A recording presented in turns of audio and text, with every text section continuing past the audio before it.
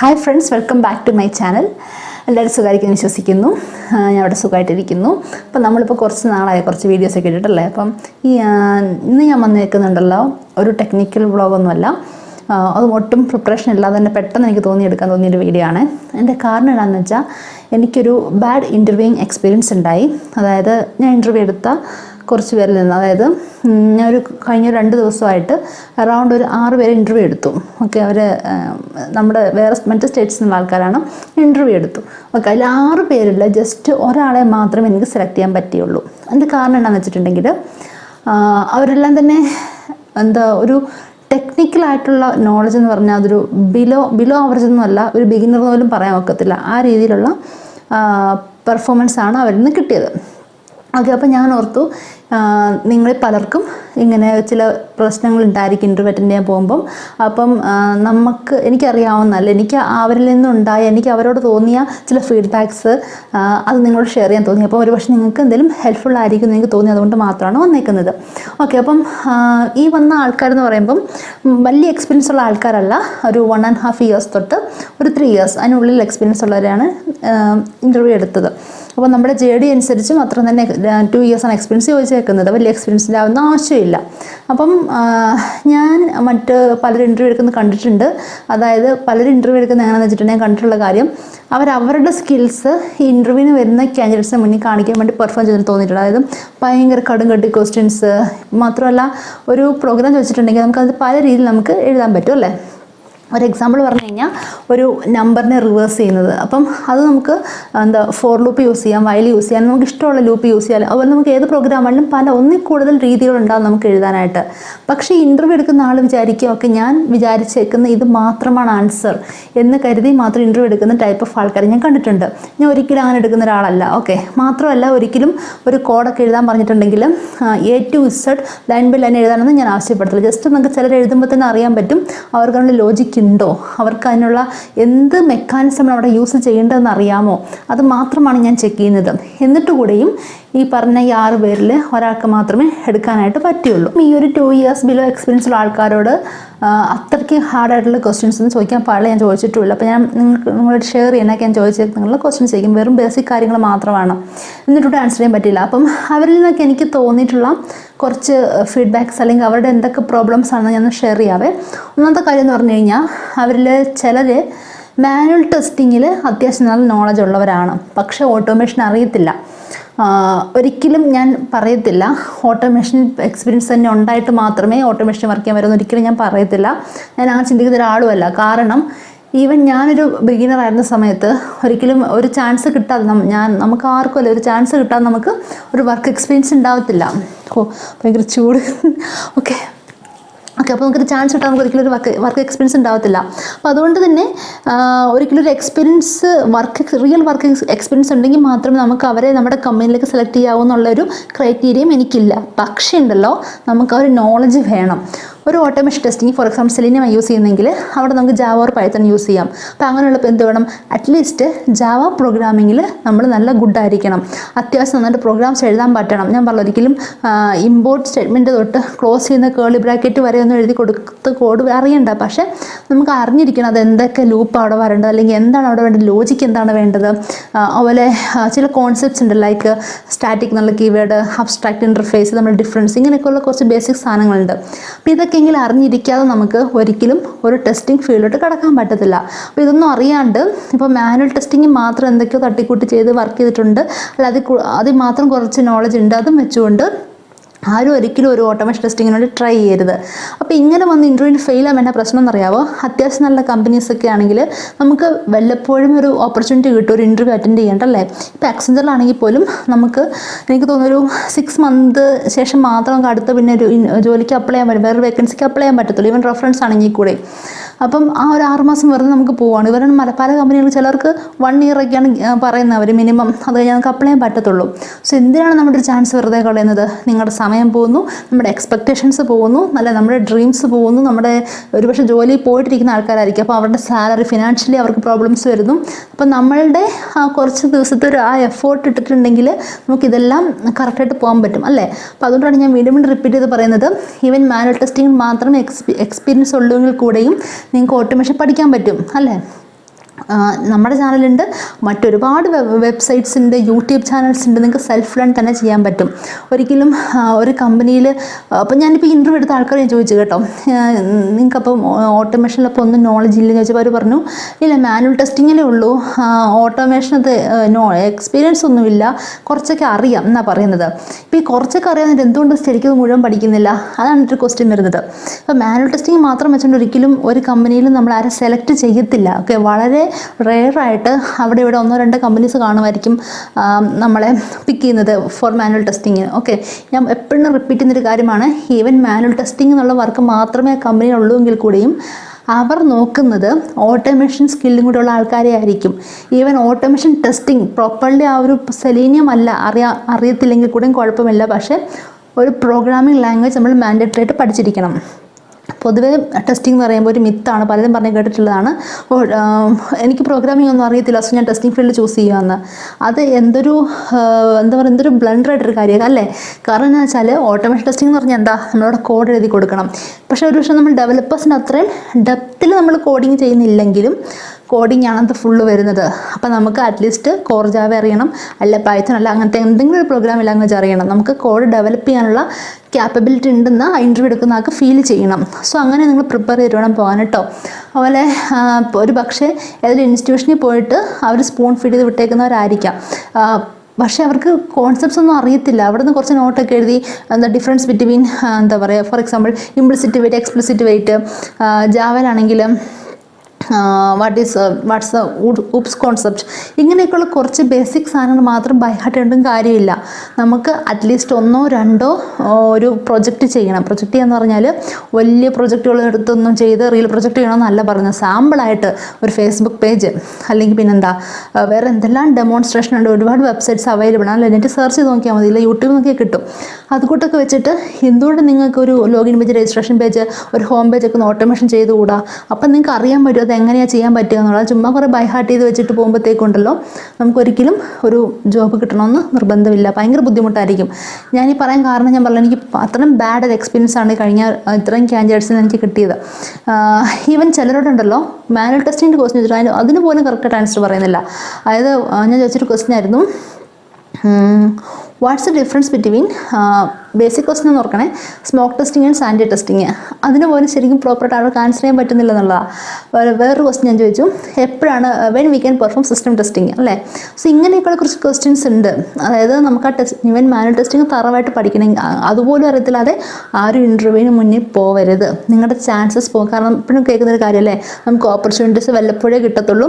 എത്രയോ ആൾക്കാരുണ്ട് interview call കിട്ടാതെ ബുദ്ധിമുട്ടുന്നത്. അപ്പം നമുക്കൊരു ഇൻ്റർവ്യൂ കോൾ കിട്ടി, ഒരു ഇൻ്റർവ്യൂ ഷെഡ്യൂളായിട്ട് പോയിട്ട് നമ്മൾ അറിഞ്ഞുകൊണ്ട് അത് ചുമ്മാ സ്പോയിൽ ചെയ്യാൻ വേണ്ടിയിരിക്കരുത്. ഓക്കെ, അപ്പം ഞാൻ ചോദിക്കുന്ന കുറച്ച് ക്വസ്റ്റ്യൻസ് ഉണ്ട്, അതൊരു ബിലോ 4 years എക്സ്പീരിയൻസ് ഉള്ള ആൾക്കാരോട് ചോദിക്കുന്നതാണ്. അത് ഞാനിപ്പം ഇത് ഷെയർ ചെയ്യുന്നതായിരിക്കും. ജസ്റ്റ് നോക്ക്. ഇപ്പോൾ അതേപോലെ തന്നെ ആൻസർ പറഞ്ഞില്ലെങ്കിലും നമുക്ക് പല പല രീതിയിലുള്ള ആൻസർ പറയുന്നുണ്ട്. പക്ഷേ അറിഞ്ഞിരിക്കണം, ആ ഇൻ്റർവ്യൂ എടുക്കുന്ന ആൾക്ക് തോന്നണം ഓക്കെ ഇയാൾക്ക് എന്തൊക്കെയോ അറിയാം, ഇയാളെ സെലക്ട് ചെയ്താലും ശരി ഇയാൾക്ക് വർക്ക് ചെയ്യാൻ പറ്റുന്ന ക്യാപ്പബിലിറ്റി ഉള്ള ആളാണ്, ലോജിക്കുള്ള ഒരാളാണ്, ആ ഒരു തോന്നൽ ഉണ്ടാക്കിയെടുക്കണം. സോ അതിനുവേണ്ടി പ്രിപ്പയർ ചെയ്യുക. എന്നിട്ട് മാത്രം നിങ്ങൾ ഇൻ്റർവ്യൂക്ക് അറ്റൻഡ് ചെയ്യാവൂ. അപ്പോൾ ഞാൻ ഷെയർ ചെയ്യാം ഈ ക്വസ്റ്റ്യൻസ്. അതിന് മുന്നേ കാര്യം പറയട്ടെ, ചാനൽ ആദ്യമായിട്ടാണ് കാണുന്നതെങ്കിൽ ഒന്ന് സബ്സ്ക്രൈബ് ചെയ്യുക, ബെല്ലൈക്കൺ പ്രസ് ചെയ്യുക, വീഡിയോസ് ഇഷ്ടപ്പെട്ട ലൈക്ക് ചെയ്യുക, ഷെയർ ചെയ്യുക, കമൻറ്റ് ചെയ്യുക. അപ്പോൾ ഇതാണ് ഞാനൊരു 3 yearsന് താഴോട്ട്, അതായത് 3 years അല്ല 2 years അങ്ങനെയൊക്കെ എക്സ്പീരിയൻസ് ഉള്ള ആൾക്കാരോട് ചോദിക്കുന്ന ക്വസ്റ്റ്യൻസ്. ഇതിലെ എല്ലാ ക്വസ്റ്റ്യൻസും ഇല്ല, കുറച്ച് പിക്ക് ചെയ്തിട്ട് ഓരോരുത്തരോട് ഞാൻ ചോദിക്കുന്നതായിരിക്കും. സോ ഫസ്റ്റ് സെലീനാണ് പറയുന്നത്. അപ്പോൾ അതിലൊരു ക്വസ്റ്റ്യൻ ആണ്, how do you achieve parallel execution? So parallel execution achieve ചെയ്യാനായിട്ട് നമുക്ക് ടെസ്റ്റിൻ്റെ യൂസ് ചെയ്യാം. അതിൽ നമുക്ക് XML ഫയലിൽ ഇങ്ങനെ ഒരു ലൈൻ ഓഫ് കോഡ് സ്പെസിഫൈ ചെയ്ത് കൊടുത്തു കഴിഞ്ഞിട്ടുണ്ടെങ്കിൽ നമുക്ക് പാരലൽ എക്സിക്യൂഷൻ ചെയ്യാനായിട്ട് പറ്റും. സോ പാരലൽ ഈക്വൽസ് മെത്തേഡ്സ് കൊടുക്കാം, ടെസ്റ്റ് കൊടുക്കാം, ക്ലാസ്സസ് കൊടുക്കാം. സോ അത് 3 കൊടുക്കുമ്പോഴുള്ള ഡിഫറൻസസ് ആണ് ഇവിടെ പറഞ്ഞേക്കുന്നത്. സോ അതിൻ്റെ ആൻസർ അതായിട്ട് വരും. നെക്സ്റ്റ് ക്വസ്റ്റ്യൻ ആണ്, what are the factors you should consider while identifying set of test cases four automation? അതായത് നമ്മൾ ഓട്ടോമേഷന് വേണ്ടി മാനുവൽ ടെസ്റ്റിംഗിൽ നിന്ന് ടെസ്റ്റ് കേസ് പിക്ക് ഔട്ട് ചെയ്യുമ്പോഴത്തേക്കും എന്തൊക്കെ കാര്യങ്ങൾ നമ്മൾ കൺസിഡർ ചെയ്യുക എന്നുള്ളതാണ്. സോ ഇത്തരം സെറ്റ് ഓഫ് കാര്യങ്ങളുണ്ട്. അതിനകത്ത് ഏതെങ്കിലും ഒക്കെ, എല്ലാം ഒന്നും പറയാൻ ആർക്കും പറ്റത്തില്ല, ഒരു 3-4 എങ്കിലും പറയണം ഇതിനകത്തുനിന്ന്. ഓക്കെ, ഇതിനകത്തുനിന്ന് വെച്ചാൽ ഇതോ അല്ലെങ്കിൽ ഇതുമായി ബന്ധപ്പെട്ട എന്തെങ്കിലും ആൻസേഴ്സ് ആയിരിക്കണം ഇതിന് പറയേണ്ടി വരുന്നത്. മറ്റൊരു ക്വസ്റ്റ്യൻ ചെറിയൊരു കോഡിങ് പോലെയാണ്. കോഡിംഗ് എന്ന് പറയാനില്ല, ജസ്റ്റ് ഒരു 1-2 ലൈൻ മാത്രമേ ഉള്ളൂ. How to press Ctrl Alt Delete using selenium code? അപ്പം അതിനായിട്ട് ആക്ഷൻസ് ക്ലാസ് യൂസ് ചെയ്തിട്ടാണ് നമ്മൾ ചെയ്യുന്നത്. ദെൻ നമ്മൾ കീ ഡൗൺ എന്നുള്ള മെത്തേഡ് യൂസ് ചെയ്യുന്നു, പിന്നെ ബിൽഡ് പെർഫോം എന്നുള്ള മെത്തേഡ്സ് യൂസ് ചെയ്യുന്നു.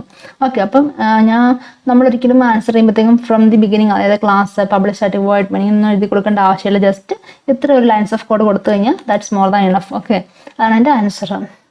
പിന്നെ അടുത്ത് how to achieve cross browser testing, അതായത് at a time multiple browsers like Edge, Chrome, Firefox ഇതിലൊക്കെ എങ്ങനെ എക്സിക്യൂട്ട് ചെയ്യാൻ പറ്റും, അതാണ് ക്രോസ് ബ്രൗസർ ടെസ്റ്റിംഗ് എന്ന് പറയുന്നത്. അപ്പോൾ അതിൻ്റെ കോഡിംഗ് ആണ് കൊടുക്കുന്നത്. സോ ഫസ്റ്റ് തന്നെ പറയുക, നമ്മൾ XML ഫയലിൽ പോയിട്ട് സ്പെസിഫൈ ചെയ്ത് കൊടുക്കാൻ പറ്റും പാരാമീറ്റർ. അവിടെ നമ്മൾ നെയിം പാസ് ചെയ്യണം, വാല്യൂ പാസ്. സോ വാല്യൂ എന്ന് പറയുമ്പോൾ ഓരോ ടൈമിലും മാറ്റി കൊടുക്കുന്നു. ക്രോം കൊടുക്കുന്നു, മറ്റൊരിടത്ത് നമ്മൾ ഫയർഫോക്സ് കൊടുക്കുന്നു, അങ്ങനെ ഓരോന്നും കൊടുക്കുന്നു. ദെൻ ക്ലാസ്സസ് സ്പെസിഫൈ ചെയ്യുന്നു. ദെൻ നമ്മുടെ ടെസ്റ്റ് ക്ലാസ്സിൽ വന്നിട്ട് അവിടെ അതിൻ്റെ പാരാമീറ്റേഴ്സ് നമ്മൾ റിസീവ് ചെയ്യുന്നു. ഓക്കെ, സോ ഇങ്ങനെയാണ് ക്രോസ് ബ്രൗസർ ടെസ്റ്റിംഗ് പെർഫോം ചെയ്യുന്നത്. മറ്റൊരു ക്വസ്റ്റൻ ആണ് how to perform drag and drop operation. അത് നമ്മൾ ആക്ഷൻസ് യൂസ് ചെയ്യണം. ദെൻ നമ്മൾ എങ്ങോട്ടാണ് ഡ്രാഗ് ചെയ്യേണ്ടത്, ടു എലമെൻറ്റും ഫ്രം എലമെൻറ്റും, അത് രണ്ടിനെയും ഐഡൻറ്റിഫൈ ചെയ്യുന്നു യൂസിങ് ഫൈൻഡ് എലമെൻറ്റ് എന്നുള്ള മെത്തേഡ് യൂസ് ചെയ്തിട്ട്. ദെൻ ഡ്രാഗ് ആൻഡ് ഡ്രോപ്പ് എന്നുള്ള മെത്തേഡ് കൊടുക്കുക, അത്രയേ ഉള്ളൂ.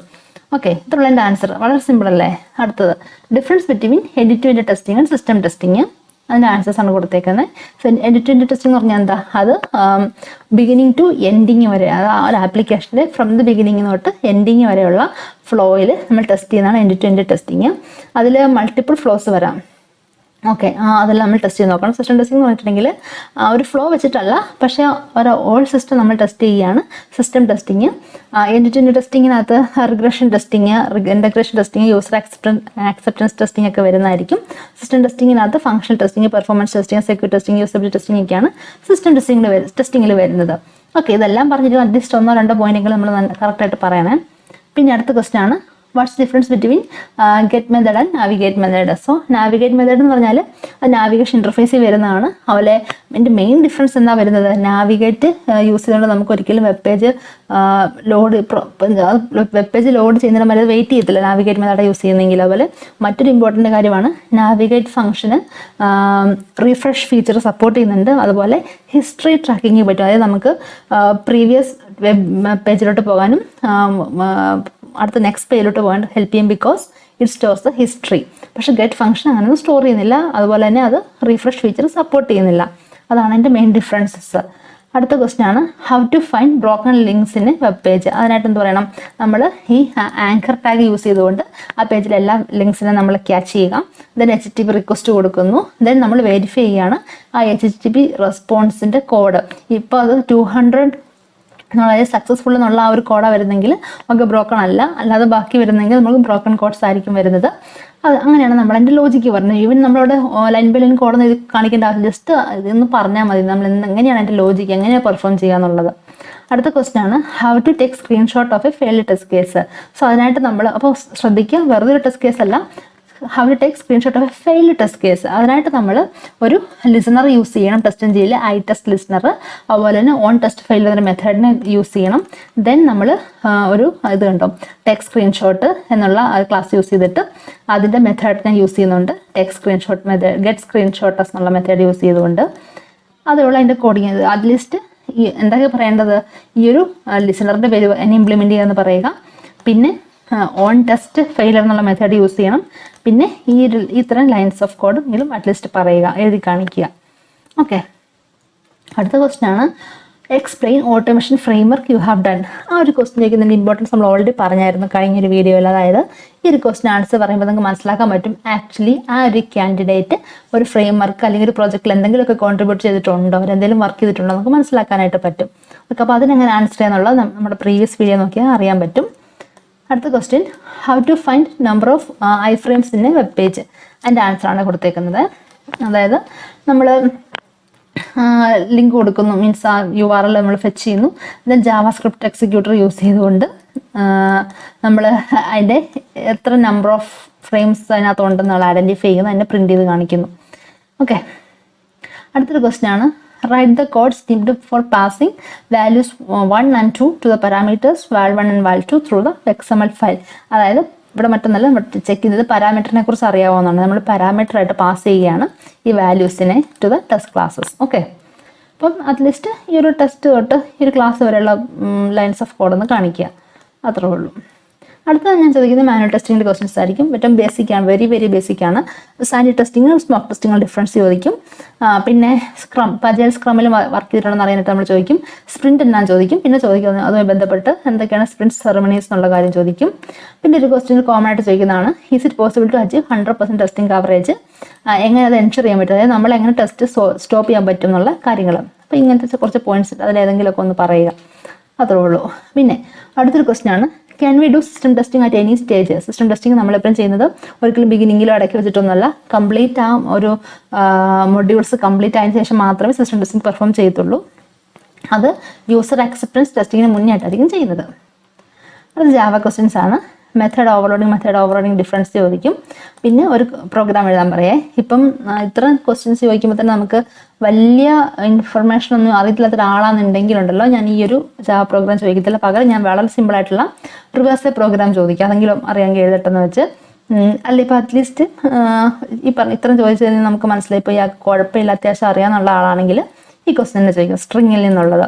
കാരണം സ്ട്രിങ്ങിൽ നിന്നൊരു ക്വസ്റ്റ്യന് നമുക്ക് ഏതൊരു ഇൻ്റർവ്യൂവിന് പോയാലും നമുക്ക് എക്സ്പെക്ട് ചെയ്യാവുന്നതാണ്.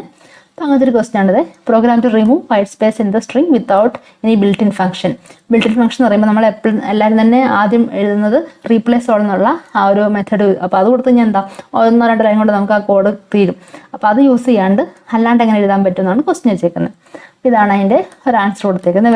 വേറെ രീതികളിൽ നമുക്ക് ആൻസർ ചെയ്യാനായിട്ട് പറ്റും. അത് നമ്മൾ ഏതൊക്കെ അറയിലോട്ട് കൺവേർട്ട് ചെയ്യുന്നു, പിന്നെ ഒരു ലൂപ്പ് യൂസ് ചെയ്തുകൊണ്ട് ചെക്ക് ചെയ്യുന്നു. ഓക്കെ. പിന്നെ അടുത്ത ക്വസ്റ്റ്യൻ ആണ്, what's difference between array and collection? അതിൻ്റെ ആൻസർ, അറേ എന്ന് പറഞ്ഞു കഴിഞ്ഞാൽ ഒരു ഫിക്സഡ് സൈസ് ആയിരിക്കും. അതുപോലെ സെയിം ടൈപ്പ് ഓഫ് ഡാറ്റ ടൈപ്പുള്ള എലമെൻറ്റ്സിനെ മാത്രമേ സ്റ്റോർ ചെയ്യാൻ പറ്റുള്ളൂ. അതായത് ഹോമോജീനിയസ് ആയിരിക്കും. പക്ഷേ കളക്ഷൻ എന്ന് പറഞ്ഞാൽ ഹെട്രോജീനിയസ് ആണ്. അതൊക്കെയാണ് ഡിഫറൻസ്. അടുത്ത what's difference between array list and linked list? ഞാൻ ടേബിളായിട്ട് കൊടുത്തിട്ടുണ്ട്. ഈ പറഞ്ഞ ഈ 5 പോയിന്റ് കൂടെ, ഈ 5 എണ്ണം പറയണമെന്നല്ല, മെയിനായിട്ട് ഒരു 2-3 അറ്റ്ലീസ്റ്റ് ഒരു 3 പറയുക ഡിഫറൻസ്. അടുത്ത difference between abstract class and interface. ഇതൊക്കെ വളരെ വെരി കോമൺ ക്വസ്റ്റ്യൻസാണ്. ഓക്കെ. പിന്നെ ഗിറ്റിനെ കുറിച്ച് ചോദിക്കും. അത് ഇത്ര ചോദിച്ചാൽ അത്യാവശ്യം അറിയുന്ന ആണെങ്കിൽ മാത്രം ഗിറ്റിലോട്ടൊക്കെ പോകത്തുള്ളൂ, അല്ലെങ്കിൽ അവിടെ വെച്ച് നിർത്തുവേ. കാരണം ചോദിച്ചിട്ട് കാര്യമില്ല, ഇത്ര തന്നെ ബേസിക് കാര്യങ്ങൾ അറിയത്തില്ല. പിന്നെ ഗിറ്റിംഗ് സംഭവം ചോദിച്ചിട്ട് വലിയ കാര്യങ്ങളൊന്നുമില്ല. അപ്പോൾ ഗിറ്റിനകത്ത് ചോദിക്കുന്നത് അതും ബേസിക് കാര്യങ്ങൾ, നമ്മുടെ ടെസ്റ്റേഴ്സിൻ്റെ ആവശ്യമുള്ള കാര്യങ്ങൾ മാത്രമേ ചോദിക്കുന്നുള്ളൂ. ഡിഫറൻസ് ബിറ്റ്വീൻ ഫെച്ച് ആൻഡ് പുള്ളി ചോദിക്കും. പിന്നെ ഗിറ്റ് കോൺഫിഗ് എന്നാ ചോദിക്കും. പിന്നെ മാവൻ എങ്ങനെയാണ് നിങ്ങൾ പ്രൊജക്റ്റ് യൂസ് ചെയ്തത്, ആ കാര്യം ചോദിക്കും. നമ്മൾ മാൻഡേറ്ററി യൂസ് ചെയ്യുന്നൊരു കാര്യമാണല്ലോ, അപ്പോൾ അതിൻ്റെ യൂസേജ് എല്ലാം ചോദിക്കും. പിന്നെ AP ടെസ്റ്റിങ്ങോട്ട് വരുവാണെങ്കിൽ, ഇപ്പോൾ AP ടെസ്റ്റിംഗ് എക്സ്പീരിയൻസ് ഉള്ള ആളാണെങ്കിൽ ഞാൻ പോസ്റ്റ്മാനിന്നൊക്കെ കുറച്ച് ക്വസ്റ്റ്യൻസ് ചോദിക്കും. ഇപ്പം മിക്കവർക്കും തന്നെ ഇപ്പം എല്ലാം കൂടെ പഠിക്കാൻ പറ്റത്തില്ല, ഈ ഒരു 3 years അല്ലെങ്കിൽ 2 years എക്സ്പീരിയൻസ് ഉണ്ടല്ലേ. പക്ഷേ അറ്റ്ലീസ്റ്റ് ഒരു ബേസിക് അണ്ടർസ്റ്റാൻഡിങ് ഉണ്ടെന്ന് പറയുവാണെങ്കിൽ ഈ കുറച്ച് ക്വസ്റ്റ്യൻസ്, അതായത് ഇത് വലിയ വർക്ക് എക്സ്പീരിയൻസ് ഒന്നും വേണ്ടത്, അറ്റ്ലീസ്റ്റ് ഒന്ന് വായിച്ച് നോക്കിയിട്ടുള്ള ആൾക്കാർ, എന്തെങ്കിലും 1-2 സ്ക്രിപ്റ്റ് എന്നല്ല 1-2 തവണ മാത്രം ആ ഒരു ടൂൾ യൂസ് ചെയ്തിട്ടുണ്ടെങ്കിലൊക്കെ ആൻസർ ചെയ്യാൻ പറ്റുന്ന ക്വസ്റ്റ്യൻസ് മാത്രമാണിത്. ഒന്നാമത്തെ question, what are the protocols using in API testing? So അതിൻ്റെ എക്സാമ്പിൾസ് ആണ് HTTP, SOAP, REST എന്നൊക്കെ പറഞ്ഞു കൊടുത്തേക്കുന്നത്. പിന്നെ നമ്മൾ API ടെസ്റ്റിംഗ് എന്തൊക്കെയാണ് ടെസ്റ്റ് ചെയ്യുക എന്ന് പറയുന്നത്, സെക്യൂരിറ്റി ടെസ്റ്റ് ചെയ്യും, റെസ്പോൺസ് ചെക്ക് ചെയ്യും, HTTP സ്റ്റാറ്റസ് കോഡ് ചെക്ക് ചെയ്യും, ആക്യുറസി ചെക്ക് ചെയ്യും, ഇതൊക്കെയാണ് ചെയ്യുന്നത്. അടുത്ത question, what is RESTful service എന്ന് ചോദിക്കും. അപ്പോൾ അതിൻ്റെ ഡിഫറൻസ് കൊടുത്തിട്ട് അതെന്താണെന്ന് പറഞ്ഞിട്ടുണ്ട്. അതൊരു വെബ് സർവീസ് ആണ്. This web service use HTTP methods to implement the concept of rest architecture. Okay. അടുത്ത, how we can add validation points in Postman? ഇത് ഞാൻ പറഞ്ഞു, ഒരു അത്യാവശ്യം ഇതിൽ വർക്ക് ചെയ്തിട്ട് എക്സ്പീരിയൻസ് ഉള്ള ആളോട് മാത്രമേ ഈ ക്വസ്റ്റ്യൻ ചോദിക്കുക, അല്ലാത്തവരോട് ഒരിക്കലും ഈ ക്വസ്റ്റ്യൻ ചോദിക്കത്തില്ല. അപ്പോൾ അതിൻ്റെ കോഡാണ് ഈ കൊടുത്തേക്കുന്നത്. പിന്നെ API മെത്തേഡ്സ്, അത് ഞാൻ മാൻഡേറ്ററി ചോദിക്കുന്നതാണ്. കാരണം API ടെസ്റ്റിംഗ് അറിയാമെന്ന് പറയുന്ന ആൾക്കാണ് ഉറപ്പായിട്ടും അതിൻ്റെ മെത്തേഡ്സ് അറിഞ്ഞിരിക്കണം. അതാണ് ഏറ്റവും ഇമ്പോർട്ടൻ്റ് ആയിട്ട് കാര്യം. So get method, post method, patch, delete, options, ഇങ്ങനെ കുറച്ച് മെത്തേഡ്സ്, അതിൻ്റെ ഡിഫറൻസ് എന്നാന്നിട്ട് പറയുക. അപ്പോൾ ഇത്രയേ ഉള്ളൂ ഞാൻ ചോദിക്കുന്ന ക്വസ്റ്റ്യൻസ് എന്ന് പറഞ്ഞാൽ.